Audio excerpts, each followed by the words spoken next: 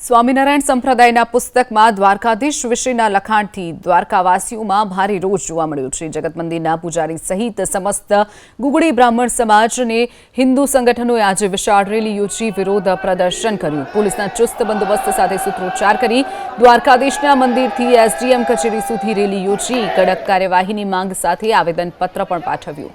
એટલું જ નહીં, 7 દિવસમાં જો આ મુદ્દે કોઈ પગલાં નહીં ભરવામાં આવે તો ઉગ્ર આંદોલનની પણ સ્થાનિકોએ ચીમકી ઉચ્ચારી છે। વિરોધ પ્રદર્શન દરમિયાન સ્વામિનારાયણ મંદિરની સામે સ્થાનિકોએ ભારે સૂત્રોચ્ચાર કરીને પોતાનો રોષ વ્યક્ત કર્યો।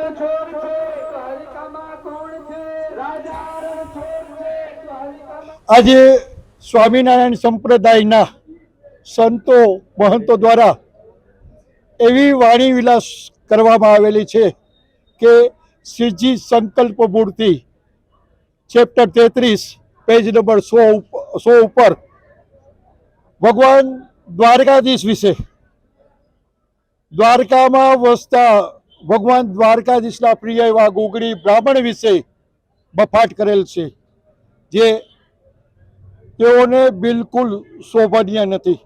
7 જ દિવસમાં આ પ્રશ્નનો નિકાલ કરે।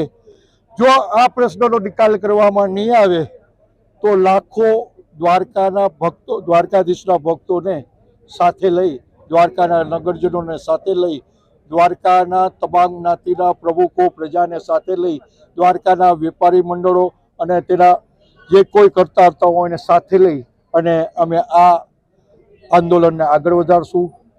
જરૂર પડીએ ઉગ્ર આંદોલન કરશું અને આનાથી પણ કોઈ વિશેષ પગલાં લેવાતા હશે તો લેશું। કોર્ટ રાહે, સિવિલ રાહે જે કંઈ ફરિયાદો થઈ શકતી હશે, ફોજદારી થઈ શકતી હશે, એ તમામ પગલાં અમારા દ્વારા લેવામાં આવશે।